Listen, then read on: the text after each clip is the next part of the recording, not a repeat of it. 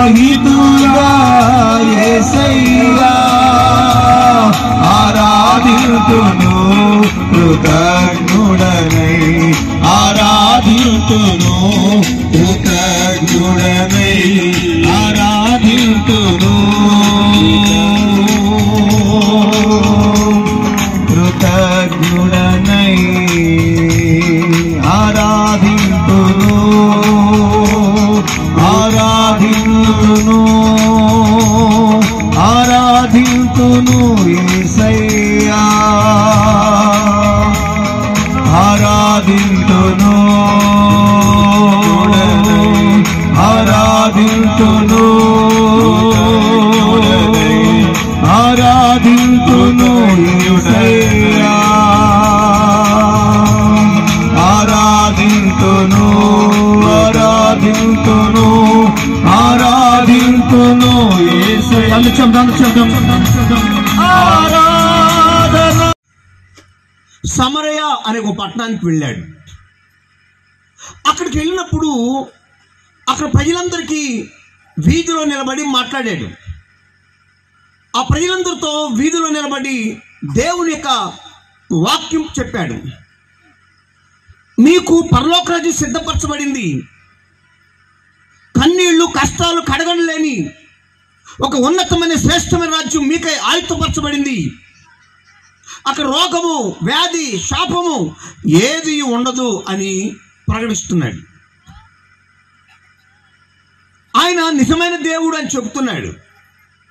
ఏమండి, సహజంగానే ఇప్పుడున్న తలంపులు అప్పుడు ఉంటాయి, ఎప్పుడు ఒకేలా ఉంటాయి. భూమి మీద తలంపులు కొత్తగా ఏమి ఉండవు. సూర్యుని కింద జరిగిందే జరిగింది, కొత్తదేం జరగదు. వాళ్ళు అడిగారు, ఇదేంటండి వేరొక లోకం వేరొక రాజ్యం అంటున్నావు, రోగం ఉండదు వ్యాధి ఉండదు శాపం ఉండదు కన్నీరు ఉండదు దుఃఖం ఉండదు అంటున్నావు, ఎండ ఉండదు వడగాల్పు ఉండదు అంటున్నావు, అందుకు బలవంతుడైన దేవుడు సర్వశక్తిమంత దేవుడు అని చెప్తున్నావు. ఇది ఎలా సాధ్యం? దానికి రుజువులేంటి? ఇలాంటి వాళ్ళు మేము చాలామంది చూసాం. ఇంకో మాట చెప్తానేనండి, దేవుళ్ళు అనబడిన వాళ్ళు, మేమే దేవుళ్ళు అనబడిన వాళ్ళు మా ఎదుట కోకొల్ల మంది ఉన్నారు. ఏమండి, వారు మా జీవితాలతో ఆడుకున్నారు అని చెప్పారు వాళ్ళు. ఏదేంటి ఏం మాట్లాడుతున్నారంటే, అవునండి ఇదిగో మీ కళ్ళ ముందు ఇక్కడ ఉన్నాడని ఒక మాట చెప్తున్నారు. చదువుదాం,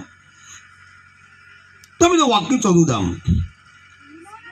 సీమోను ఒక మనుష్యుడు లోగడ ఆ పట్టణములో గారడి చేయుచు తానెవడో ఒక గొప్పవాడని చెప్పుకొనుచు సమరయ జనులను విభ్రాంతి పరచుచుండెను. కొద్దివాడు మొదలుకొని గొప్పవాని మట్టుకు అందరూ దేవుని మహాశక్తి అనబడిన వాడు ఇతడే అని చెప్పుకొనుచు అతనిని లక్ష్య పెట్టిరి. అతడు బహుకాలము గారడీలు చేయుచు వారిని ఆశ్చర్యపరిచినందున వారతనిని లక్ష్య పెట్టిరి. ఇదండి సంగతి. ఆ ప్రాంతంలో దేవుళ్ళు అనబడిన వాళ్ళు కొంతమంది లేచారు. ఎవరు వాళ్ళు అంటే గారడీ వాళ్ళంట. గమనించండి, నేను చెప్పే వార్త సమరయ అనే పట్టణానికి సంబంధించింది. బాగా వినండి, ఆన్లైన్లో కూడా వింటున్నారు కదా, లైవ్లో బాగా వినండి. కొంతమంది కాపీ పేస్ట్ చేసి కట్ చేసి దాన్ని వక్రీకరిస్తున్నారు. ఇప్పుడు నేను చెప్పే శుభవార్త ఏ పట్టణానికి సంబంధించింది? ఈ చేబుర పట్టణం కాదు. ప్రస్తుతం నేను చెప్పేది సమరయ అనే ఒక పట్టణానికి సంబంధించిన సంఘటన చెప్తున్నాను. ఎందుకంటే మనిషికి ఒక మాదిరి అవసరం, ఒక సాక్ష్యం అవసరం, ఒక రుజువు అవసరం, ఒక ఆనవాలు అవసరం. ఈ యేసుక్రీస్తు గురించి ఈ ఫిలిప్పు అనే దైవజనుడు ప్రకటించినప్పుడు వాళ్ళు కూడా ఇదే విధంగా ఆలోచన చేశారు, తలంచారు. కానీ వారు ఎందుకు అలా తలంచారో అక్కడ కారణాలు చెప్తున్నారు. ఆ పట్టణంలో కొందరు గారడి వాళ్ళు ఉన్నారు. ఆ ప్రాంతంలో వాళ్ళలో ఇతను ఒకడు. ఇతని పేరు సీమోన్. ఇతడు గారడి పనులు చేస్తాడు. ఎవడి కచ్చి రూపాయి చేస్తాడు, రూపాయిని కప్పని చేస్తాడు. ఆ కప్పని ఏం చేస్తాడు? పాము చేస్తాడు. వాస్తవం కప్ప పాము విరుద్ధం చేస్తాడు. లేదా కప్పని ఎలిగింది చేస్తాడు. నా చింతనలో మాకు అప్పుడే కొద్దిగా ఊహ తెలుస్తున్న సమయంలో మేము కూడా చేబ్రోలు మండలం తోట్లపాలెం గ్రామంలో ఉన్నాం. అది ఈ చేబ్రోలు కాదండి, గుంటూరు జిల్లా చేబ్రోలు. ఏలూరు దగ్గర ఒక చేబ్రోలు ఉంటుంది. మేము గుంటూరు జిల్లాలో గుంటూరుకి పొన్నూరుకి మధ్యలో చేబ్రోలు అనే పట్టణం ఉంది, మండలం. అక్కడ గ్రామంలో పెరిగాం. మా నాన్నగారు సేవకులు. ఆ గ్రామంలో ఒక మారుమూల ప్రాంతంలో సేవ చేస్తారు నాన్న. మా తెలిసినప్పుడు ఒక రోజున మా చుట్టుపక్కల ఇళ్ళ భయపడుతున్నారు. మా కాటి కాపరి అంటే కూడా మాకు తెలియదు. వాళ్ళు కాటి కాపడం లేదా కాటి పాపడు ఏదో అంటూ ఉండేవాళ్ళు. నాకు తెలిస్తే అర్థమైంది కాటి కాపరి అని. తర్వాత నాకు అర్థమైంది వాళ్ళు వస్తున్నారు అని. ఎవరికో దాక్కుండేవాళ్ళు. ఏంటి తెలుసా, వాళ్ళు అడిగిన బియ్యం కానీ వాళ్ళు అడిగిన డబ్బులు కానీ ఇవ్వకపోతే వాళ్ళు ఏదో చేసి భయపెడతా ఉంటారు గ్రామస్తుల్ని. ఇది గారడితనం, ఇది గారడి క్రియలు అనమాట ఇవన్నీ. వీళ్ళు ఏం చేశారంటే, ఇతడు సీమోను అనే అతను ఇట్లా గారడి కార్యాలు చేసినప్పుడు ప్రజలు ఏంటి అని వింతగా చూచి ఆశ్చర్యపోయి, మొత్తానికి ఇతడు మనిషి కాదు, దేవుడు, మహాశక్తి ఇతడే. ఎందుకంటే అండి, ప్రజలకి వాళ్ళ కళ్ళ ముందు ఎవరైనా మానవాతీతమైన కార్యాలు చేశారనుకోండి, ఇంకేముంది, వీళ్ళు మనుషులుగా దేవుళ్ళు అనేస్తారు. అది మనకున్న జబ్బు. ఆ మధ్య లుస్త్రా అనే చోటులో పుట్టుకో కుంటివాడు దేవుని యొక్క వాక్యం వింటున్నప్పుడు పౌలనే దావీదుడు కూడా లేచి నిలబడినాడు అని ఆజ్ఞాపించినప్పుడు అతడు లేచి నిలబడి నడవడం ప్రారంభించాడు. అప్పుడు ఆ ప్రాంత ప్రజలు ఏం చేశారంటే, ఇంకేముంది, దేవుడే మనిషిగా వచ్చాడని ఆయన పూజ చేద్దామని ప్రయత్నం చేసినట్టుగా దేవునికి వాక్యం సెలవిస్తుంది. అంటే మనిషి తన ఎదుట తన పరిధి మించి, తన స్థాయి మించి మనిషికి అతీతమైన కార్యాలు ఎవరైనా చేస్తే వాళ్ళు దేవుళ్ళు అయిపోతారు. ఇక్కడ దేవుళ్ళు అయిపోతారు. ఇతడు దేవుడు అయిపోయాడు. ఆ గ్రామంలో, ఆ పట్టణంలో, ఆ పరిసర ప్రాంతంలో మనుషులకి దేవుడు అయిపోయాడు. ఏంటంటే ఏదైనా చేస్తున్నాడు అని అనుకుంటున్నారు వీళ్ళు. కానీ ఇతడు ఆ చోటులో ఉన్నప్పుడు జరిగిన సంభవం మీకు చెప్తాను. ఎందుకు తెలుసా? ఏమండి, 7వ వాక్యాన్ని చదువుతాను, మీరు చాలా జాగ్రత్తగా చూడండి. ఫిలిప్పు అనే దైవజనుడు అక్కడ యేసుక్రీస్తు గురించి ప్రకటించినప్పుడు ఏం జరిగిందంటే, అనేకులను పట్టిన అపవిత్రాత్మలు అక్కడ ఉన్నాయి. ఏమున్నాయి? ఆ పట్టణంలో ప్రజలంతా అపవిత్రాత్మలతో పట్టుబడ్డారు. ప్రజలని అపవిత్రాత్మలు పట్టాయి. అపవిత్రాత్మలు అంటే ఏం తెలుసా? మీకు అర్థమయ్యే రీతిలో చెప్తాను. అవి పవిత్రంగా ఉన్న మనిషిని ఉంచు. ఎప్పుడు అపవిత్రమైన, అశుద్ధమైన కార్యాలను ప్రేరేపిస్తూ ఉంటాయి. దానిని అపవిత్రమైన ఆత్మ అని చెప్పాడు. దురాత్మలు ఉన్నాయి, ఏమంటే చీకటి శక్తులు ఉన్నాయి. ఇవి దయ్యాల్లో వర్గాలు అవి అనమాట. మనుషులు కానీ కులాలు కానీ పేరు పెట్టుకున్నట్లుగా దయ్యాల్లో కూడా వర్గాలు ఉన్నాయి. దయ్యాలు, ప్రేతాత్మలు, దురాత్మలు, చీకటి శక్తులు, వాయుమండల అధిపతులు అని దయ్యాల్లో కూడా వర్గాలు ఉన్నాయి. ఈ సంగతి తెలియక ఒక యాజకుడు స్థెవయ్య అనే యాజకుడు పిల్లలు వెళ్ళి తనులు తిని గొడ్లు ఊడిపోయేటట్లుగా వాళ్ళు తనులు తిన్నట్లు వాక్యం సెలవిస్తుంది. దయ్యాలని ఒకటికి ఎప్పుడు కాదు. అపవిత్రాత్మలు పట్టిన ప్రజలు అక్కడ ఉన్నారు. అంటే ఈ గారడి సీమోను వల్ల అపవిత్రాత్మలు వదిలి వెళ్ళలేదండి, దురాత్మలు వదిలి వెళ్ళాల. అప్పుడప్పుడు పెద్దవాళ్ళు ఏమంటారు, రే కాళ్ళు కడుక్కొని ఇంట్లోకి రా, ఇంట్లో పసిపిల్లలు ఉన్నారు, నీ కాళ్ళ వెంబడి దురాత్మలు వస్తాయి అంటే వాళ్ళు డైరెక్ట్ చెప్పింది, సార్ నువ్వు అపవిత్రుడివి, నీవు అపవిత్రాత్మ నీతో పాటు వస్తాయి, లోపల పసిపిల్లలు ఉన్నాడు, జాగ్రత్త, కాళ్ళు కడుక్కుంటే దయ్యాలు పోతాయి అంటే వీళ్ళ ఉద్దేశం. వచ్చే మాట నిజంగానే కాళ్ళు కడుక్కుంటూ పోయే లెక్క అయితే ఏమండి, ఇక అందరూ కాళ్ళు కడుక్కుంటారు, కొంతమంది స్నానమే చేస్తారు. మరి అప్పుడు ఏం చేయాలి? రాకుండా ఉండాలిగా. మళ్ళీ అవి వస్తాయి, వీళ్ళు ఎంత స్నానం చేసినా మళ్ళీ కేకలేస్తారు, వమ్మో తొక్కిందని ఎగిరి కింద పడుతూ ఉంటారు. మళ్ళీ బ్యాక్ ట్రిప్ వెళ్ళి చర్చి దగ్గరికో లేకపోతే కొత్తూరు వెళ్ళేటప్పుడు అక్కడ ఎడపక్కన బోర్డు ఉంటుంది. నేను భలే ఆశ్చర్యపోయాను. మనం కొత్తూరు వెళ్ళేటప్పుడు 2 ఊళ్ళు దాటిన తర్వాత, కత్తిపూడి దాటిన తర్వాత ఏమని ఎడపక్క బోర్డు ఉంటుంది, అవునా? మళ్ళీ దెయ్యాలు కూడా భాషలు వచ్చి మనం తెలుగు వాళ్ళం. నేను ఆ మధ్య కానీ మా పాపకి ఎగ్జామ్ రాయడానికి ఇంటర్ ఎగ్జామ్ రాయడానికి మైలవరం పట్టణానికి వెళ్ళాను. సరే మా సేవకుడు నడిపించే సేవకుడు అక్కడే సేవ చేస్తాడు, వాళ్ళు లేడు ఆ రోజు. తను మా ఊరు వచ్చాడు. అందుకని నేను చేశానంటే బస్ స్టాండ్ దగ్గరే కారు పెట్టుకొని కాసేపు అలా కూర్చుందాలని కూర్చుని అటు తల పక్క తిరిగి చూస్తే అక్కడేముంది తెలుసా, అరబీ మంత్రంలో అరబీ తాయితేబడిను అంటే దయ్యాలకి అరబీ భాష వచ్చన్నట్లుగా తెలుగు తాయితుంది, అరబీ తాయితుంది. నేను ఎంత నవ్వుకున్నాను, ఓహో దయ్యాలు కూడా భాషలు ఉన్నాయా అని. ప్రేమ దేవుని ప్రజలారా, ఆ పట్టణంలో దయ్యాలు పట్టిన వాళ్ళు ఉన్నారు. అంటే దయ్యాలు ప్రజలని కుటుంబాలను పట్టి పిడుస్తున్నాయి. రెండోది చదువుదాం. పక్షవాయువు గలవారు ఉన్నారు. చెప్పండి, ఆ పట్టణంలో ఎవరున్నారు? పక్షవాత రోగంతో బాధపడుతున్న వాళ్ళు ఉన్నారు. అంటే ఇది దీర్ఘకాలిక రోగం. ఇది ఒకసారి వచ్చిందంటే కానీ ఇది తగ్గిపోవటం అసంభవం.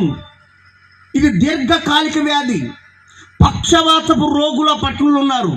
ఇంకా చెప్తున్నాడు, కుంటివారును ఆ గ్రామంలో పట్టణంలో ఉన్నారు. ఏమండి, ఏ ఇంటిలోనైనా పక్షవాతపు రోగిని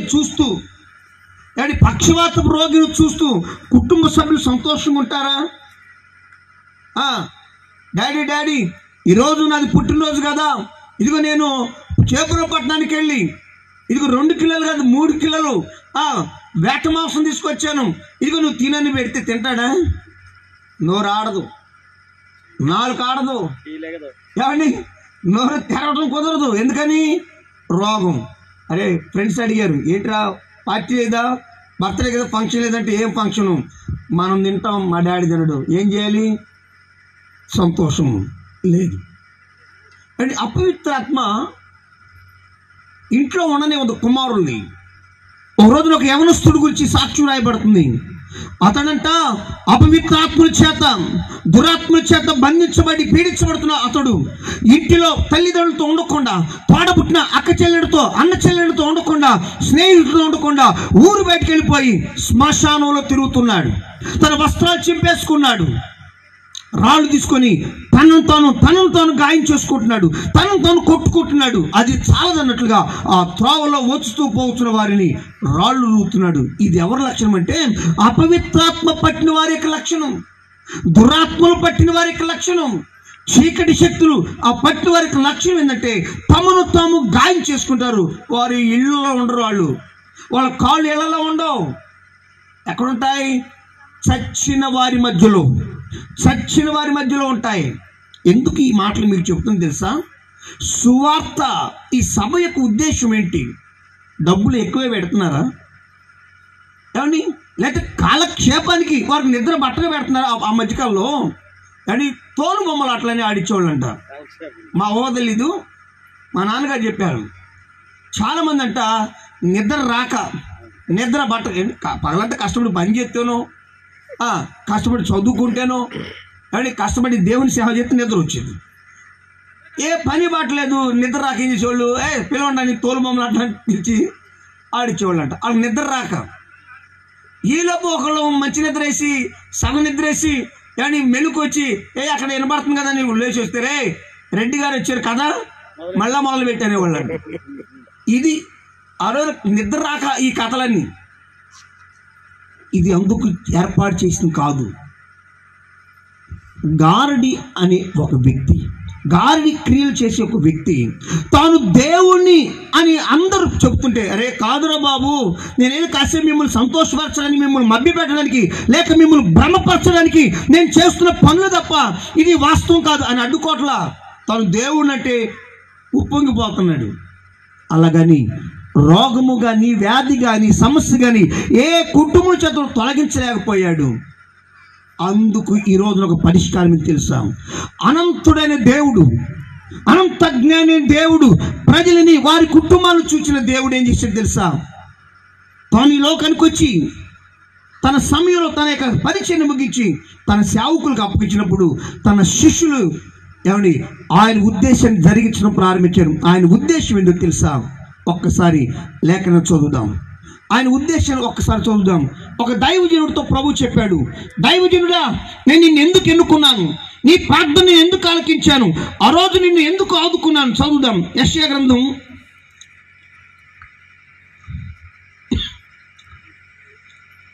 49వ అధ్యాయం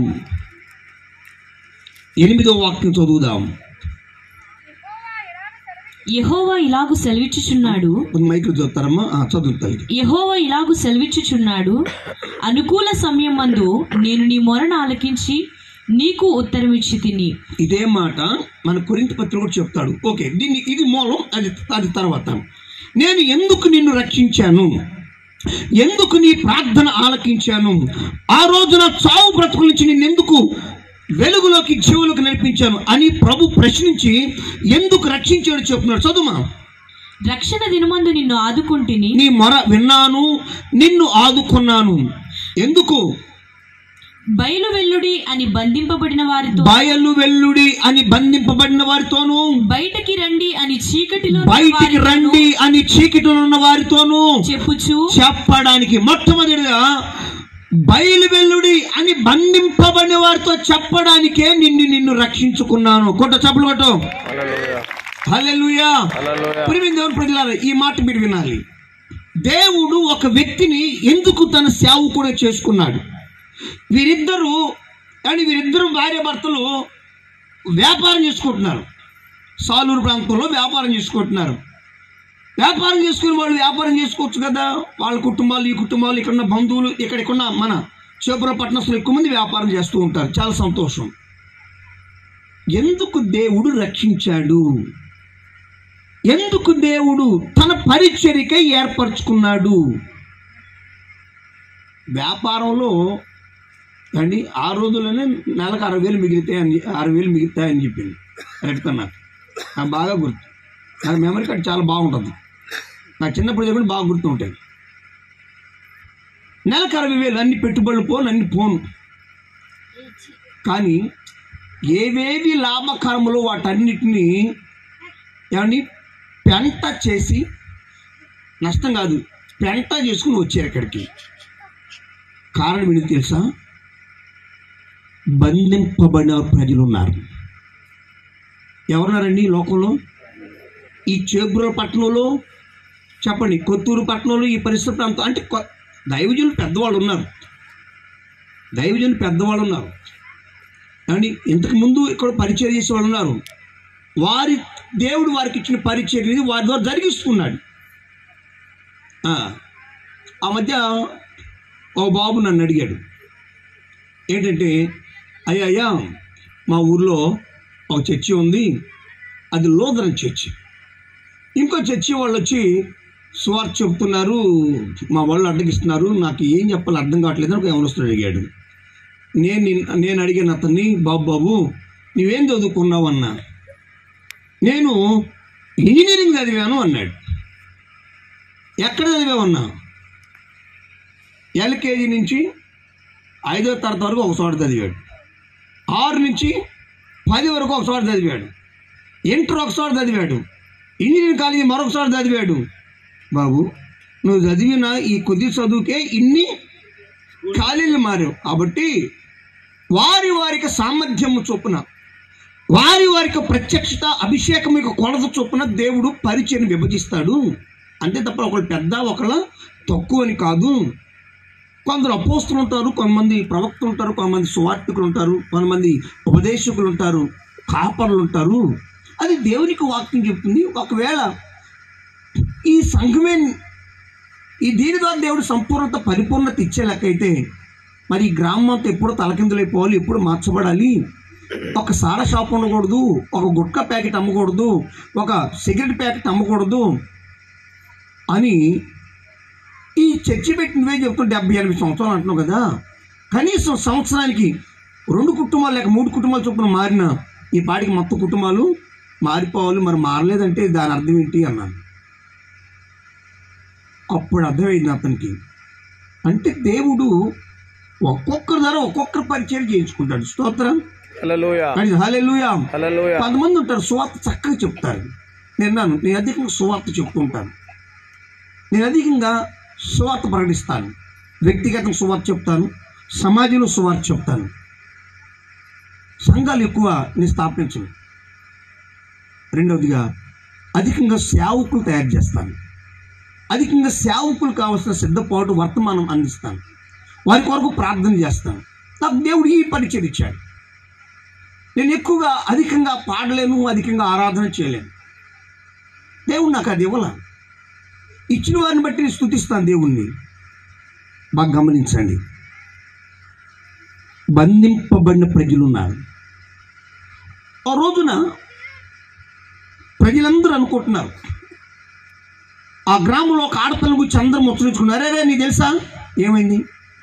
ఆ బాబాయ్ కూతురు, అదే రా తాతయ్య మనవరాలు, నడుముకు దెబ్బతగిలినట్టు వంగిపోయింది. నడుము నరాలు చచ్చుబడ్డాయి, వెన్నెముక చచ్చుబడింది, వంగిపోయింది. నిన్నటిదాకా మనతో ఆడి పాడింది, పరిగెత్తింది, దూకింది కదా, ఏదో దెబ్బ తగిలింది, పాపం వంగిపోయిందిరా అని అనుకుంటున్నారు. పాపం పాపం అనుకుంటున్నారు. ఒక రోజు గడిచింది, 2 రోజులు, వారం, నెల, సంవత్సరం, 2 సంవత్సరాలు, 3 సంవత్సరాలు, 5, 10, 15, 18 సంవత్సరాలు గడిచిపోయినాయి. ఈలోపు ఆమె వంగిపోతూనే తిరుగుతానే ఉంది. అందరూ అంటున్నారు ఆమెకి వెన్నుపూస దెబ్బ తగిలింది, నరాలు దెబ్బతిన్నాయంటాయి. వినండి మీరు ఈ మాట చాలా జాగ్రత్తగా. ఒకరోజు యేసుక్రీస్తు వారు ఆ గ్రామానికి వెళ్ళినప్పుడు ప్రజలందరూ యేసు ప్రభు వస్తే ఆశగా వస్తే ఈమె కూడా వచ్చింది. ఆయన మాటలు వింటుంది. వెంటనే ప్రభు చెప్తున్నారు, అమ్మా లేచి తిన్నగా నిలబడు. పక్కన వాళ్ళకి ఏం అర్థం కాల. ఇదేంటి, ఈయన డాక్టరా? సరే డాక్టర్ అయితే ఏం చేస్తాడు? ఫిజియోథెరపీ చేస్తాడు, నరాల్ని కండరాల్ని సరి చేస్తాడు. ద్వారం కూడా లేచి నిలబడమన్నాడు. అని చూస్తే ఆ టక్కుని లేచి నిలబడింది. దేవుణ్ణి తండ్రిని ఆరాధించడం ప్రారంభించింది. హల్లెలూయా. ఇక్కడే కథ, ఇక్కడే మీరు బాగా వినండి. ఇప్పుడు ఇక్కడ ఒక కులం వాళ్ళు బయటకు వచ్చారు. ఎవరు బయటకు వచ్చారు?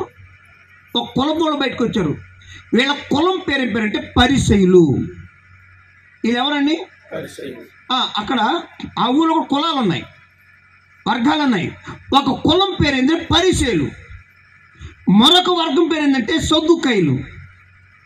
వీడు లేచేది అరే ఏంటి ఆయన అలా నిలబెట్టావు, మేమందరం ఏదో నరాలు దెబ్బతిన్నాయి, వెన్నెముక దెబ్బతిన్నాయి అనుకుంటే మేము అని, మేము చేయలేని పని ఎందుకు చేసావు? ఇలా చేయొచ్చా?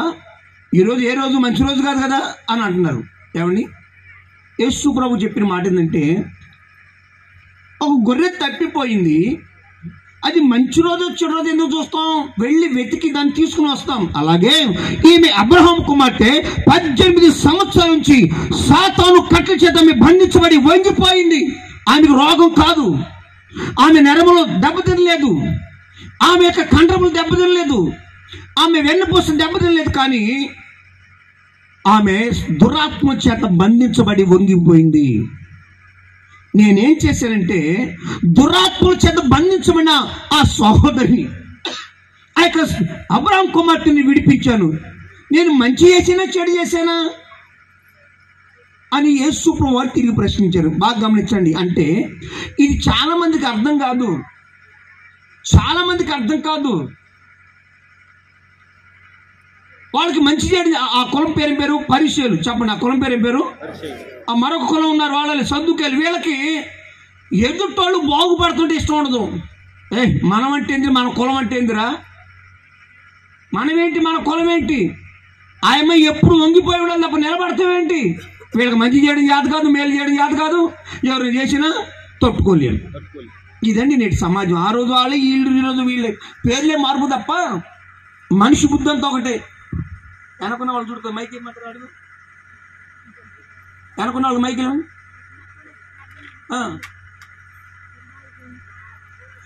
ఎందుకు ఈ మాటలు మీకు ఇంత ధైర్యం చెప్తున్నాను తెలుసా? దేవుడు తన సేవకులను ఎందుకు ఎన్నుకున్నాడు?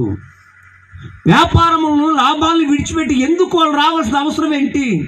వాళ్ళ కుటుంబ సభ్యులందరూ, ఇరు కుటుంబ సభ్యులందరూ ఎందుకు ప్రయాసపడాలి? ఎందుకు తెలుసా? దేవుని చిత్తం చేయటానికి. కంటికి కనిపించని అదృశ్యమైన శక్తుడైన అపవాది అనేక మంది ప్రజల్ని, కుటుంబాన్ని పట్టి పీడించి బంధించి పడేస్తున్నాయి, ఏడిపిస్తున్నాయి. ప్రజలు కృంగదీస్తున్నాయి. ఇప్పుడు అక్కడికి వెళ్ళి ఏం చేయ తెలుసా, దయ్యమా ఉంటావా పోతావా అని అనటం కాదంట, యేసు నామములో బయలుదేరండి. హల్లెలూయా, హల్లెలూయా. ఏమండి ఏం చెప్పాలంట, బంధించమని వారి దగ్గరికి వెళ్ళి యేసు నామములో విడుదల కలుగును గాక. ఇది సేవకుడు దేవుడిచ్చిన ఒక ఉన్నతమైన కృప. ఈ చేపూరుల పట్టణం, ఈ పరిసర ప్రాంతంలో ప్రజలు ఎవరైతే ఎందరైతే దురాత్మ చేత బంధించబడ్డారో వారందరికీ క్షణం నుండి యేసు నామమున విడుదల కలుగును గాక. హల్లెలూయా. నేను ఒక రోజున ఒక రాత్రి వేళ దూర ప్రాంత సువార్తకు వెళ్ళాను. అది కర్ణాటక రాష్ట్రంలో బీజాపూర్ అనే పట్టణం. ఏమండి నేను గోవాకు దగ్గరలో డాండేల్ అనే ప్రాంతంలో ఉండేవాడిని పరిచర్య నిమిత్తమై. అక్కడి నుంచి ఇంచుమించు 350 కిలోమీటర్లు పైబడి ఉంటుంది. సరే నేను వెళ్ళిన సంఘంలో వాకింగ్ చెప్పి 9:30 ముగించుకొని 10:10:30 నేను బస్సుకి వెళ్ళాలి. నేను సిద్ధపడుతున్నాను, అయిపోయింది, ప్రేయర్ అయిపోయింది. ఆ బీజాపూర్లో ఆ కర్ణాటక తెలుగు వాళ్ళు వెళ్ళిపోయారు, కన్నడ వాళ్ళు. ఇక నేను దేవుని యొక్క వాకింగ్ చెప్పడానికి వచ్చాను, ముగించుకున్నాను, వెళ్ళిపోయాను. తిరుగు ప్రయాణం క్రమంలో ఉన్నప్పుడు అక్కడ 5 సిస్టర్లు సేవ చేస్తారు ఆ పరిచర్యని. అప్పుడు నేనేం చేశానంటే, సిద్ధపడుతున్న టైంలో ఒక ఆటోలో 2 ఆడోళ్ళు 2 మగోళ్ళు వచ్చారు. ఆ 8 రోజులు అమ్మాయికి బాగాలేదు, వచ్చి ప్రార్థన చేయండి అని సిస్టర్లు అడుగుతున్నారు. వాళ్ళు తటపడేస్తున్నారు. రాత్రి అప్పుడు 10 అవుతుంది కదా. నేను విని ఏందక్కంటే, అన్న ఇలా అంటున్నారు అని అంటే, సరే అక్క మీరు ఉండండిలే, నేను వెళ్ళి వాళ్ళతో పాటు వెళ్ళి ప్రార్థన చేసి అడ్డించి అటు వెళ్ళిపోతాను. నేను ఒక్కనేనండి. వాళ్ళు వచ్చిన వాళ్ళు నాకు తెలియదు, నాకు కూడా అంతంత మాత్రమే. నేను చెప్పే మాట మీకు 2006 సంవత్సరం అన్నమాట. క్షమించండి, 2004 సంవత్సరం. నేను 2003లో వెళ్ళాను కర్ణాటక నీ పరిచయం నిమిత్తమే. 2004 సంవత్సరం జరిగిన సంభవం చెబుతున్నాను. ఆ తర్వాత వాళ్ళతో పాటు ఆటోలో వెళ్ళిపోయాను. ఆటో ఒక చోట ఆగింది. అయిన తర్వాత నేను లోనికి వస్తాడా రాడని వాళ్ళు కన్నడలో మాట్లాడుకుంటున్నారు. వాళ్ళలో ఒకరికి 2 తెలుగు వచ్చు. అదేంటండి ఇక్కడ వరకు వచ్చిన లోనికి ఎందుకు రాను అన్నాను. వాళ్ళతో పాటు వెళ్ళి ఒక ఇంత చిన్న సందు, అటు పక్కన ప్రహరీ గోడ, ఇటు పక్కన ప్రహరీ గోడ. ఆ కొంత దూరం, సరిగ్గా స్టాల్ అంత దూరం వెళ్ళిన తర్వాత అదొక చిన్న గుడిసెలోకి ఆ దారి వెళ్ళింది. చుట్టూ గుడిసే, చిన్న దారి లోపలికి. వాళ్ళు అక్కడికి వెళ్ళి నిలబడ్డారు. వాళ్ళు పక్కన నిలబడితే నేనేం చేశాను, పద అని నేను లోపలికి వెళ్ళాను. లోపలికి వెళ్తే 8 రోజుల పాప కాదు, 8 సంవత్సరాల అమ్మాయి. 8 సంవత్సరాల అమ్మాయి. ఆ అమ్మాయి ఆ గుడిసెలో పడుకోబెట్టబడి ఉంది. ఆ 3 స్త్రీలు ఉన్నారు. అది ఆ దారికి కూడా మళ్ళీ 3 అడుగులు 4 అడుగులు లోపలికే ఉంది గుడిసె.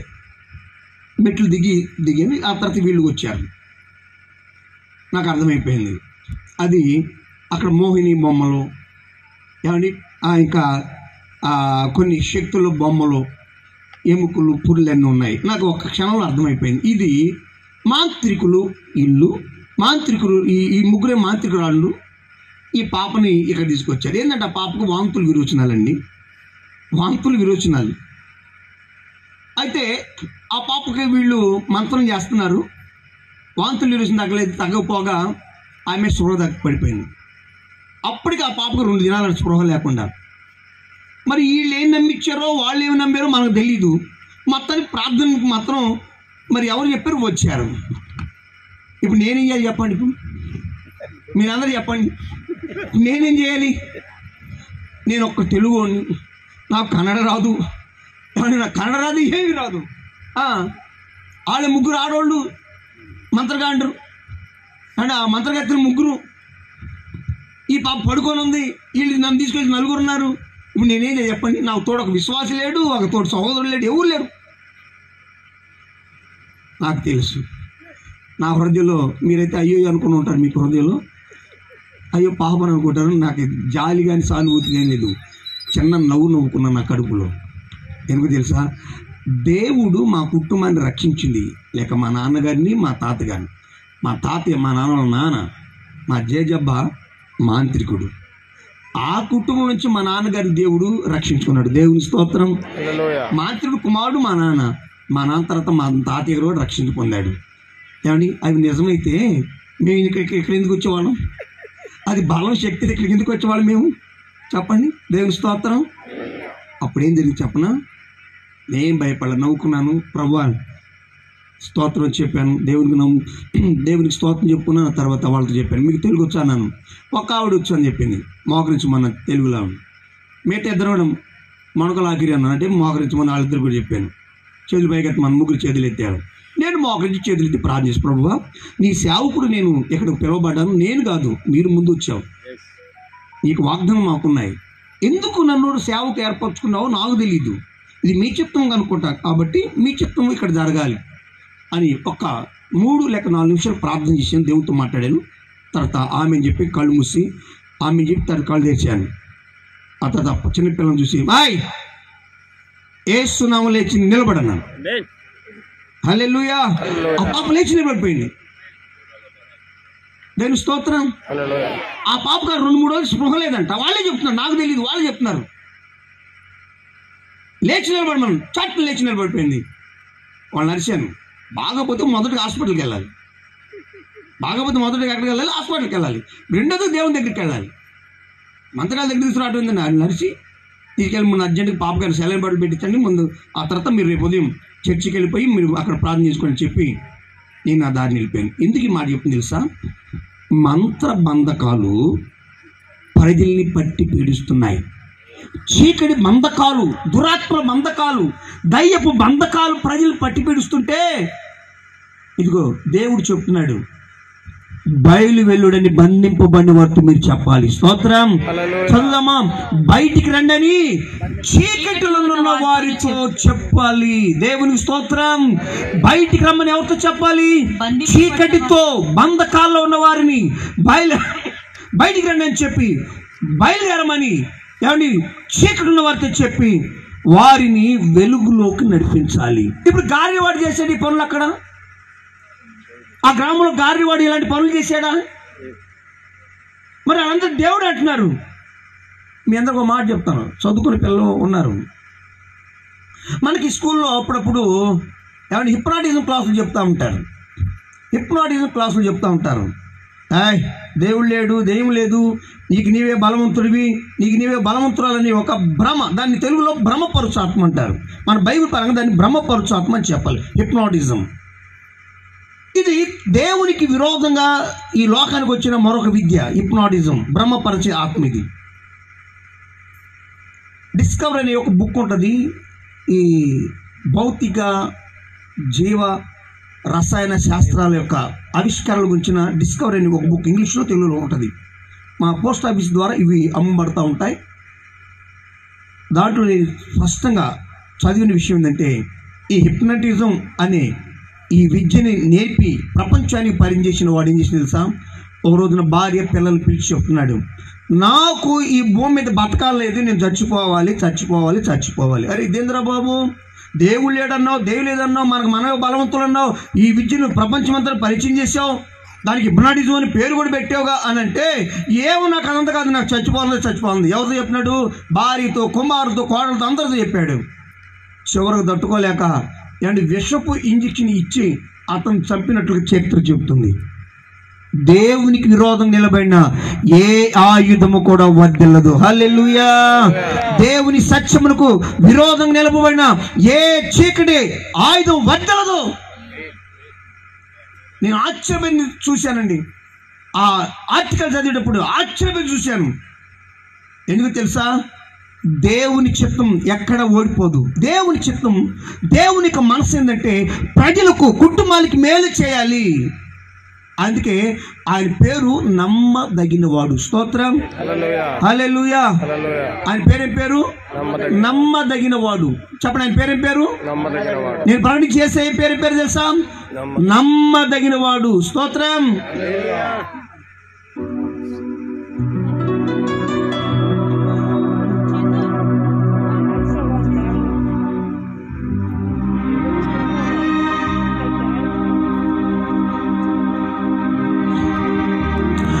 మాట ఇచ్చి నెరవేర్చువాడా, మార్పులేని యాజకుడా, మారని నీ కృప నాయడ చూపి మమతతో నింపితివే. కలిసి పాడదాం. మాట ఇచ్చి నెరవేర్చువాడా, మార్పులేని యాజకుడా, మారని నీ కృప నాయడ చూపి మమతతో నింపితివే. పాడి పొగడెదను పరవశించుచు నీ కృపా మహిమకు కీర్తి కలుగుటకై. పాడి పొగడెదను కలిసి పాడతాం, దేవుడితో మాట్లాడదాం, స్తుతిస్తాం. అంత సంతోషంగా కీర్తి కలుగుటకై అనుదినము అనుక్షణము నారాధనకు ఆధారము. అనుదినము అనుక్షణము నారాధనకు ఆధారము. నీవే యేసయ్యా, నీవే యేసయ్యా, నీవే యేసయ్యా, నీవే యేసయ్యా.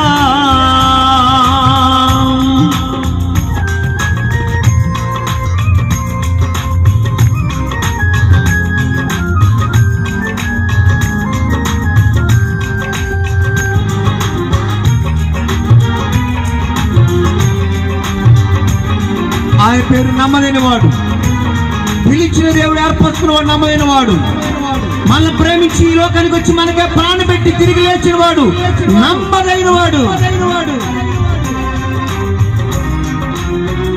మాట ఇచ్చి నెరవేర్చువాడా, మార్పులేని యాజకుడా, మారని నీ కృప నాయడ చూపి మమతతో నింపితివే. మాట ఇచ్చి నెరవేర్చువాడా, మార్పులేని యాజకుడా, మారని నీ కృప నాయడ చూపి మమతతో నింపితివే. పాడి పొగడెదను పరవశించుచు నీ కృపా మహిమకు కీర్తి కలుగుటకై. పాడి పొగడెదను పరవశించుచు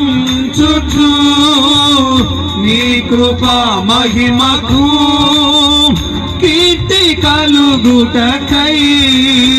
అనుదినము అనుక్షణము నారాధనకు ఆధారము. నారాధనకు ఆధారము. నీవే యేసయ్యా, నీవే యేసయ్యా, నీవే యేసయ్యా, నీవే యేసయ్యా. అనుదినము అనుక్షణము నారాధనకు ఆధారము. నారాధనకు ఆధారము. నారాధనకు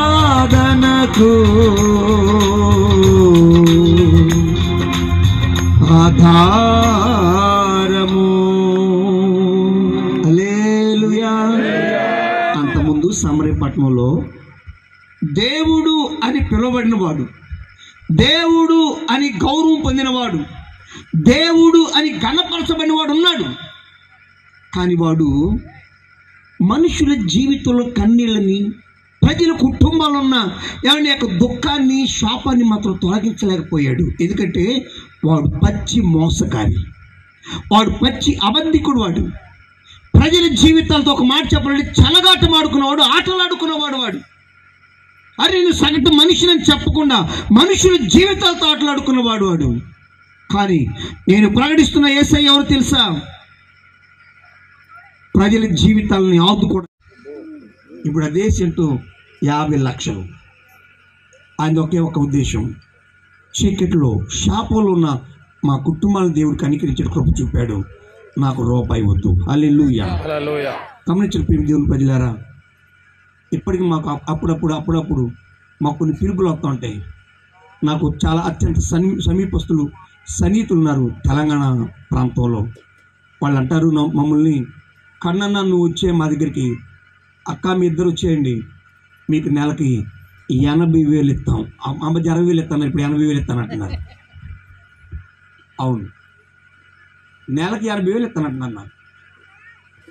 మీరేం చేయొద్దు, శనివారం కోటం ఆదివారం కోటం 2 కోటలు చాలు మాకు. మిగతా టైం నువ్వు స్వాత కోటలు పెట్టుకుంటావు, గుడకొడుకు ఇది పెట్టుకుంటూ మాకు సంబంధం లేదు. మాకు ఈ 2 రోజులు మేము చాలు, శనివారం రాత్రి ఆదివారం పగలు. అంటే నేను తెలంగాణలో సేవ చేశాను, నేను తెలంగాణ ప్రాంతంలో సేవ చేశాను. ఎందుకు ఈ మాట చెబుతున్నాను అంటే, దేవుడు తన చిత్తం, తన ఇష్టం, తన ప్రణాళికని ఏ విధంగా ఆయన నెరవేర్చుకుంటున్నాడు. సమరయ పట్టణంలో ఎందుకు మిగులు సంతోషం కలిగిందంటే, ఇప్పుడు చదువుదాం. మరి ఇప్పుడు అది అపోస్తల కార్యగ్రంథం, అంటే దీన్ని ఎలా ఉంచుదాం, ఆ యెషయా గ్రంథాన్ని, అపోస్తల కార్యగ్రంథం 8వ అధ్యాయం 6-7 వాక్యం చదివితే, జన సమూహములు విని ఫిలిప్పు చేసిన సూచక క్రియలను చూచినందున అతడు చెప్పిన మాటలందు ఏక మనస్సుతో లక్ష్యముంచగా అనేకులను పట్టిన అపవిత్రాత్మలు పెద్ద కేకలు వేసి వారిని వదిలిపోయిను. పక్షవాయువు గలవారును కుంటివారును అనేకులు స్వస్థత పొందిరి. అందుకు ఆ పట్టణంలో మిగుల సంతోషము కలిగెను. హల్లెలూయా. ప్రజల జీవితంలో ఎప్పుడైతే శాపము, దుఃఖము, రోగము, ఎవరి శోకము కొట్టివేయబడిందో, తొలగించబడిందో, అప్పుడు వారు నిజమైన సంతోషాన్ని అనుభవించారు. ఈ రోజున ప్రజల జీవితాలను సంతోషాన్ని ఎవరిని హరించి వేసేది, ఆనందాన్ని ఆవిరి చేసేది శాపం, శాపం, శాపం, శాపమే. దీనిని తొలగించేవాడు ఎవరో తెలుసా?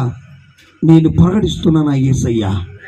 ఈయన రాజకీయ నాయకుల కోసమో, అధికారం కోసమో, పదవి వ్యామోహం కోసం ఈ లోకానికి రాలేదండి. ఆయన వాటి కోసం రాలైనా. ఈయన ప్రజల జీవితంలో అత్యంత సున్నితమైన విషయం ఏంటో తెలుసా? సంతోషంతో నింపాలి. కనబడని అత్యంత సున్నితమైన విషయం ఏంటో తెలుసా? గాలి చేష్ట చేత పీడింపబడుతున్న విడుదల పొందాలి. తరతరాలుగా శాపాన్ని అనుభవిస్తున్న ఈ ప్రజల జీవితాలు విడుదల పొందాలి. శాపం ఎందుకు మీకు చెప్తాను, మాకు 80,000 ఎందుకు ఇస్తున్నారు మీకు చెప్తాను. మీకు ఒక సహోదరికి భర్తను కోల్పోయింది, తన మామను కోల్పోయింది, తన కుటుంబంలో మరొకరు కోల్పోయింది. తన కుమారుడు మోగవాడు, తను యవనస్తుడు, వివాహమైంది. నేను చచ్చిపోతానమ్మంటున్నాడు. ఇంకేం అర్థం కాలా. ఓ ప్రక్క భర్త లేడు, మామి లేడు, మరొక సభ్యుడు లేడు, ఇప్పుడున్న ఈ మగపిల్లడు ఈ మగతికి కూడా చచ్చిపోతాంటున్నాడు. ఏం చేయాలి అర్థం కావట్లా. ఏంటి నా పరిస్థితి? మా సంఘస్థురాలు ఆ సహోదరి ఇద్దరు అన్నదమ్ముల పిల్లలు. ఓ రోజు వీళ్ళు ఎందుకో మరి పెళ్ళికో దేనికో మరి కలుసుకున్నారో, అరే చెల్లి నా పరిస్థితి ఇలా ఉంది, వాడు కొడుకు కూడా చచ్చిపోతానంటున్నాడమ్మ, నాకేం అర్థం కావట్లేదు. ఓ అక్క నువ్వు అంత కంగారు ఎందుకు అక్క? ఏం కంగారు పడద్దు, నువ్వు మా ఊరు రా, నా ఇంటికి రా, మా పాస్టర్ గారితో ప్రార్థన చేపిస్తాను, దేవుడికి విడుదల ఇస్తాడు అంటే. వాళ్ళు ఆల్రెడీ వాళ్ళు సిఎస్ఐ చర్చికి వెళ్తారు. దయచేసి ఇక్కడ సిఎస్ఐ వాళ్ళు ఉంటే దాన్ని ఏమనుకోవద్దు, మీరు ఏమనుకోండి, నాకేం కాదు, అది వేరే విషయం. మళ్ళీ ఏమనుకోవద్దు, ఒక లైవ్లో ఉన్నప్పుడు ఏమనుకో, నాకేం కాదు. ఒకసారి మా చర్చికి రా, అక్కతో అన్నతో ప్రార్థన చేపిస్తాను, అక్క ప్రార్థన చేస్తారు, అన్న కూడా ప్రార్థన చేస్తారు అని చెప్పాను. సరే, ఆ సహోదరి మరి బాధలు ఉంది కదా వచ్చినప్పుడు నేను ప్రార్థన చేశాను. తర్వాత నా భార్య ప్రార్థన చేయటం ప్రారంభించింది. అక్క మీ ఇంటిలో తరతరాల శాపం ఒకటి ఉందక్క అని చీకట్లో రాయిలా.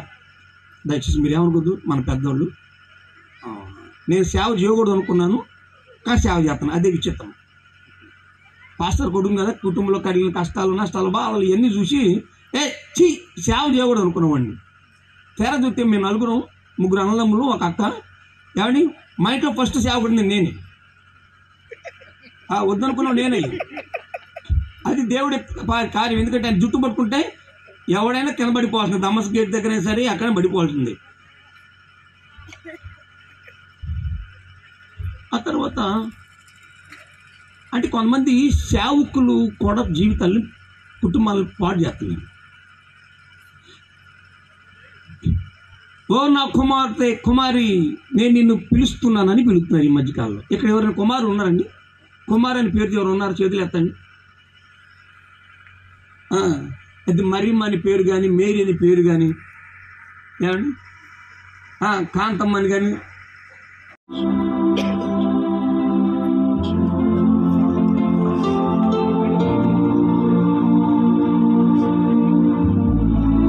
ఈరోజు నా ప్రియమైన దేవుని ప్రజలారా,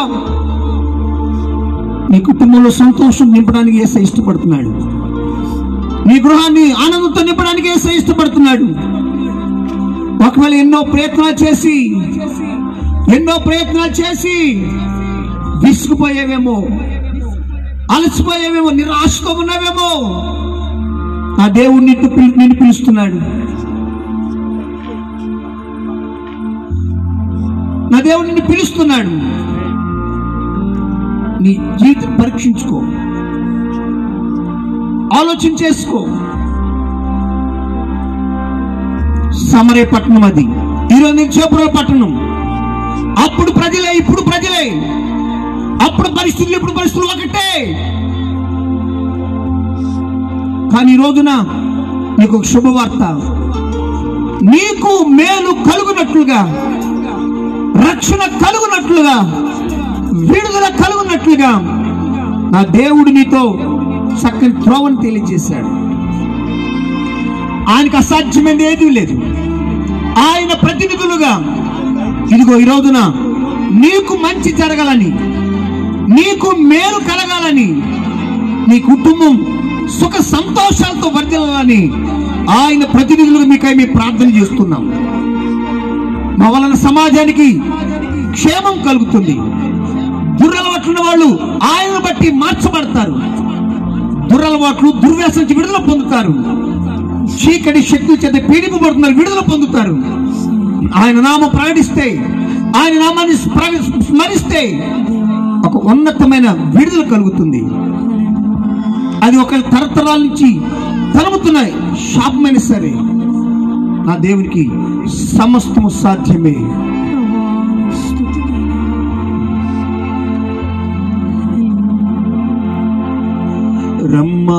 రమ్మానుచున్నాడు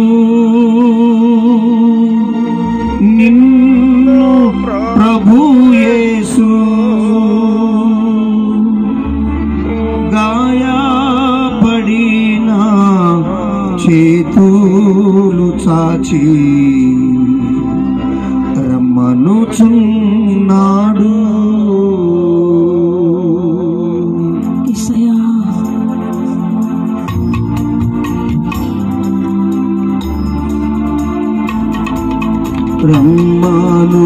రమ్మనుచున్నాడు నిన్ను ప్రభు యేసు, గాయపడిన చేతులు చాచి రమ్మనుచున్నాడు.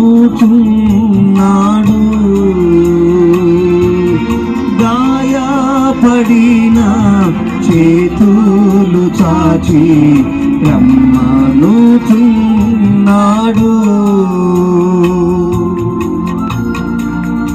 అందరూ చప్పట్లు కొడతారు.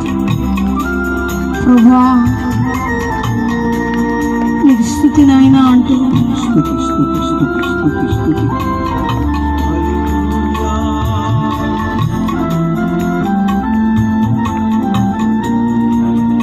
ఇంకా ప్రభువుకు దూరంగా ఉంటే, ఇంకా ప్రభు యొక్క సన్నిధికి దూరంగా ఉంటే ఈ రాత్రి చెప్పు, ప్రభువా నీ పాద సన్నిధికి వస్తానయ్యా అని చెప్పు.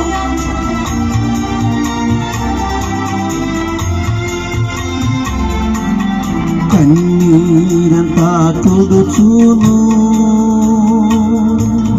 కను పాపవలె కాపాడు. కన్నీరంతా తుడుచును, కను పాపవలె కాపాడు. కారు మేఘం వలె కష్టములు వచ్చినను కనికారించి నిన్ను కాపాడును.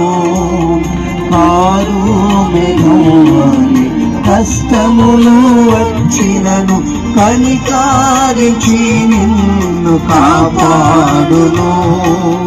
రమ్మనుచున్నాడు నిన్ను ప్రభు యేసు.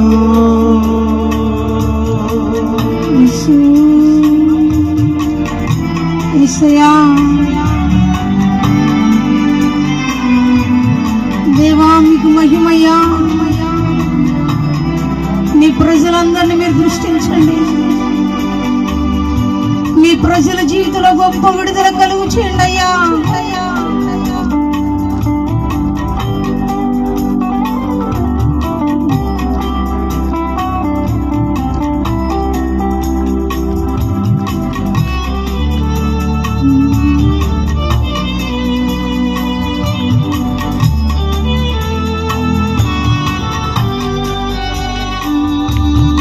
ఎటువంటి శ్రమలందును ఆదరణ నీకిచ్చును. ఎటువంటి శ్రమలందును ఆదరణ నీకిచ్చునని గ్రహించి నీవు యేసుని చూచిన హద్దులు లేని శాంతి పొందేదవు. గ్రహించి నీవు యేసుని చూచిన హద్దులు లేని శాంతి పొందేదవు. రమ్మనుచున్నాడు నిన్ను ప్రభు యేసు. గాయపడిన చేతులు చాచి రమ్మనుచున్నాడు.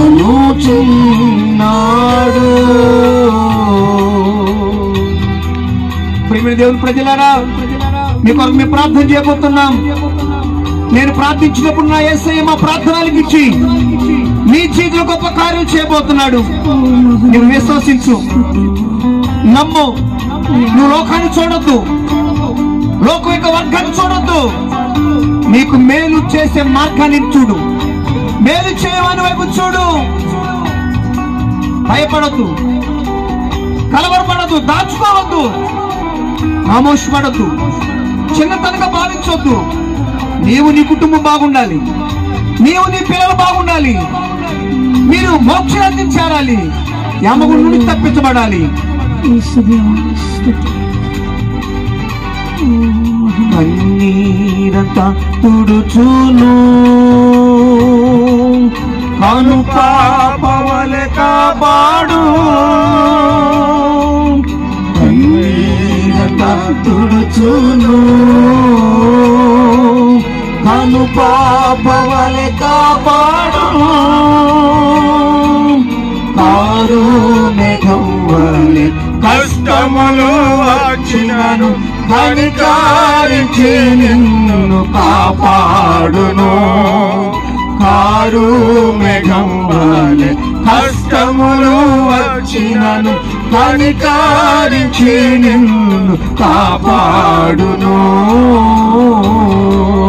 రమ్మను చున్నాడు. నిన్ను ప్రభు యేసు గాయపడిన చేతులు చాచి రమ్మనుచున్నాడు. గాయపడిన చేతులు చాచి రమ్మనుచున్నాడు. చేరి వచ్చిన వారులారా, ఈ మాటలు వింటున్న దేవుని ప్రజలారా, దూరం ఉంటున్న వారులారా, ఈ మాటలు విన్నాను. నిజమే, కారడి పనుల వల్ల మా జీవితాలు పాడైపోయాయి, వ్యర్థమైపోయాయి. మాకు మేలు కావాలి. ఆ రోజు సమరి పట్టణస్తులో జీవితంలో నింపబడిన సంతోషం మేము నింపబడాలి. ఒకవేళ నీ బాబుని మీ స్నేహితుల స్థితి ఉంటే మీ స్నేహితులతో ప్రార్థించండి, నీ తోడ పుట్టిన వారితో ప్రార్థించండి. అయ్యా, మా వారు నా రక్తం పంచుకొని పుట్టిన వారు, అయ్యా ఒకే పేగులో మేము పుట్టాం, వారి జీవితంలో బాగలేదు, వారికి మేలు కలగాలని ప్రార్థన చేయండి. ఎందుకు తెలుసా? నేను ప్రకటిస్తున్న యేసయ్య సజీవుడైన దేవుడు, మరణం ఓడించి తిరిగి లేచిన వాడు ఆయన. ఆయన పేరు చెప్తే చాలు క్షమాపణ, పాప క్షమాపణ, విడుదల జయం కలుగుతుంది. ఏ స్థితిలో అయినా సరే దేవుడు మేలు చేస్తాడు. అయ్యా, మా కొరకు ప్రార్థన చేయండి అని మీరు ఎవరైనా కోరుకుంటే మీ కుడి చేతులు చూపించండి. సిగ్గుపడొద్దు. మీ కొరకు దేవునికి సేవకురాలు ప్రార్థన చేయబోతున్నారు. దేవుడు తన సేవకురాలు ప్రార్థన ఆలకించి, ఇక్కడ సేవ చేస్తున్న సేవకుల యొక్క ప్రార్థన ఆలకించి మీకు మేలు చేయడానికి ఇష్టపడుతున్న వాడు. సేవకులు దేవుడు నిబంధన గుర్తుగా నియమించాడు, నిర్ణయించాడు. కృపా కనికరం కలిగిన గొప్ప దేవా, మీ ఘనమైన శ్రేష్టమైన నామానికి స్తోత్రమయ్యా, స్తోత్రం దేవా. ఈ చేబ్రోలు ఈ పరిసర ప్రాంత ప్రజల్ని మీరు ప్రేమించి కనికరించి ప్రభా ఈ రక్షణ ఆశీర్వాద సభలను మీరు ఏర్పాటు చేసినందుకై స్తోత్రమయ్యా. ఈ సమయమందు మీ సన్నిధితో మీ మహిమతో ప్రభా మీరు దిగి వచ్చినందుకై స్తోత్రం ప్రభా, స్తోత్రమయ్యా. ఇదిగో రాజా, మీ దాసుల ద్వారా మీరు మాట్లాడిన ప్రతి మాట కొరకై స్తోత్రమయ్యా. మీ వాక్యపు వెలుగులో నుండి పరిశుద్ధాత్ముడా ఒక్కొక్కరితో ముచ్చటించినందుకై స్తోత్రమయ్యా. నీ ప్రజల యొక్క జీవితంలోనైనా ప్రతి బంధకాల నుండి విడుదల పొందాలని అయ్యా, ప్రతి పరిస్థితుల నుండి బయలు వెళ్లాలని ప్రభా, మిగుల సంతోషంతో నీ ప్రజలు నింపబడాలని మీరు కోరుకున్న దేవుడు ప్రభా. ఈ రాత్రి మీరు మాట్లాడినందుకై స్తోత్రమయ్యా. ఎన్న ప్రతి మాట ప్రతి వారి జీవితంలో మీరు నెరవేర్చండి, ప్రతి వారి కుటుంబంలో మీరు స్థిరపరచమని కోరుకుంటున్నామయ్యా. నిజమే దేవా, మా జీవితాలు చీకటితోనూ శ్రమల్లోనూ కన్నీళ్లలోనూ బాధల్లోనూ బంధించబడి ఉందని ఆయన ఈ దినమందు మిగుల సంతోషం చేత మమ్మల్ని నింపినందుకై స్తోత్రమయ్యా. మీ సన్నిధిలో తీర్మానం చేసుకున్న వారి తీర్మానాన్ని స్థిరపరచండి, బలపరచండి, గణపరచండి ప్రభు. స్తోత్రం. నీ బిడ్డల కొరకై మీ బాహు చాపండి నాయన. ఒక గొప్ప విడుదలతో కూడిన నెమ్మది ఈ రాత్రి మీరు అనుగ్రహించినందుకై స్తోత్రం. మీరు దయచేసినందుకై స్తోత్రం అయ్యా. మీ వాక్కు పంపినందుకై స్తోత్రం నాయన. మిగిలిన 2 దినాలు కూడా ఆశీర్వాదకరంగా మీరు జరిగించి మీ ఘననామానికి మహిమ తెచ్చుకోమని కోరుకుంటూ యేసు నామములో ప్రార్థిస్తున్నాను తండ్రి, ఆమేన్. అదేవిధంగా దేవుని సేవకులు జీవన్ గారు ప్రార్థన చేస్తారు. మనం ప్రార్థనలోకి వెళ్దాం. స్తోత్రం, స్తోత్రం. పరిశుద్ధుడా నాయన, నీకే వందనాలు. పరిశుద్ధుడా అయ్యా తండ్రి, గో నాయన దైవజనుల్ని వాడుకొని ప్రభువా అయ్యా తండ్రి మాతో మీరు మాట్లాడినందుకే వందనాలు. పరిశుద్ధుడా ఈ ప్రాంతాన్ని మీరు ప్రేమించి తండ్రి అయ్యా తండ్రి, గో నాయన దైవజనులు తీసుకుని వచ్చి ప్రభువా అయ్యా తండ్రి ఈ ప్రాంతం యొక్క ప్రభువా అయ్యా పరిస్థితులు మీరు మారుస్తున్నందుకే వందనాలు తండ్రి. అయ్యా ఇగో కుటుంబాలు మీరు కడుతున్నందుకే వందనాలు ప్రభువా. ఎంతమంది అయితే తండ్రి ఈ చీకటిలో అయ్యా బంధకాల్లో ప్రభువా అయ్యా ఇంకొనో ప్రభువా అయ్యా రుగ్మతల కింద ప్రభు నలిగిపోతున్నారు. పరిశుద్ధుడా అయ్యా కుటుంబాల్లో నెమ్మది లేక నలిగిపోతున్నారు, అయ్యా కుటుంబాల్లో సమాధానం లేక నలిగిపోతున్నారు. పరిశుద్ధుడా అయ్యి 3 దినాల్లో ప్రభు అయ్యి ప్రాంతంలో గొప్ప మార్పు కలుగును గాక, కుటుంబాలకు విడుదల కలుగును గాక. అయ్యా కుటుంబాల నుంచి విడిపిస్తున్నందుకే వందనాలు ప్రభు. అయ్యా బంధకాల నుంచి విడిపిస్తున్నందుకే వందనాలు, చీకటి నుంచి విడిపిస్తున్నందుకే వందనాలు. అయ్యా అయ్యా కుటుంబాలు మీరు మారుస్తున్నందుకే వందనాలు, కుటుంబాలు కడుతున్నందుకే వందనాలు. పరిశుద్ధుడా అయ్యా గొప్ప మార్పు తండ్రి అయ్యా ఈ 3 రోజుల ద్వారా మేము చూచుదుముగాక తండ్రి. అయ్యా ఇగో నాయన కూడి వచ్చిన ప్రతి అయ్యా బిడ్డల్ని మీరు జ్ఞాపకం చేసుకుంటున్నందుకే వందనాలు ప్రభా. అయ్యా నీ మహిమను వారు మోసుకొని వెళ్లుదురుగాక, నీ ప్రభావాన్ని వారు మోసుకొని వెళ్లుదురుగాక. అయ్యా తండ్రి ఇగో ఏకీభవించిన ప్రతి బిడ్డ విషయంలో అయ్యా జీవితాల్లో వారికి గొప్ప కార్యము జరుగునుగాక, విడుదల కలుగునుగాక. అయ్యా తండ్రి ఇగో నాయన ఏ విషయమే ప్రభా అయ్యా నీ చెంత వారు నాయన మొరు పెడుతున్నారో తండ్రి, అయ్యా ప్రతి కార్యము తండ్రి సఫల పరుస్తున్నందుకే వందనాలు చెల్లించుకుంటున్నాము తండ్రి. అయ్యా ఇగో నాయన మిగిలి ఉన్నారు ప్రభా 2 దినాలు కూడా పరిశుద్ధుడా. అయ్యా నాయన నీ నామ మహిమార్థమే జరుగునుగాక. అయ్యా అడ్డులు ఆటంకాలు యేసు నామములో తొలగిపోవునుగాక పరిశుద్ధుడా తండ్రి. అయ్యా తండ్రి ఇగో నాయన అయ్యా మైక్ సౌండ్ ద్వారా ప్రభా ఏ బిడ్డలైతే వింటున్నారో తండ్రి వారి జీవితంలో కూడా గొప్ప కార్యములు ఇక్కడ జరుగునుగాక పరిశుద్ధుడా తండ్రి. ఇగో నాయన మిగిలి ఉన్న దినాలు ప్రభా అయినా మీరు జరిగిస్తున్నందుకే వందనాలు చెల్లించుకుంటూ యేసు నామములో అడుగుచున్నాము తండ్రి. ఆమేన్. ఆమేన్. మనకై తిరిగి వచ్చి మనకై ప్రాణ పెట్టి తిరిగి లేచిన యేసుక్రీస్తు వారికి శ్రేష్టమైన కృప, మన ప్రేమించి తన ఏకైక కుమారుడు పంపిన తండ్రి అయిన దేవునికి ప్రేమ, మన ఆదరిస్తూ ధైర్యపరచడానికి మనకై దిగి వచ్చిన పరిశుద్ధాత్మునికి ఆదరణ, ఆలోచన, సహవాసం మనకును సకల పరిశుద్ధికి విశేషము చేతులెత్తి ప్రభువా మాకు సంతోషం విడుదల కావాలని కోరుకున్న వారికి ఇప్పుడు ఎల్లప్పుడూ సదాకాలం తోడే ఉండి బలపరచుచు నడిపించునుగాక. హల్లెలూయా, హల్లెలూయా, హల్లెలూయా.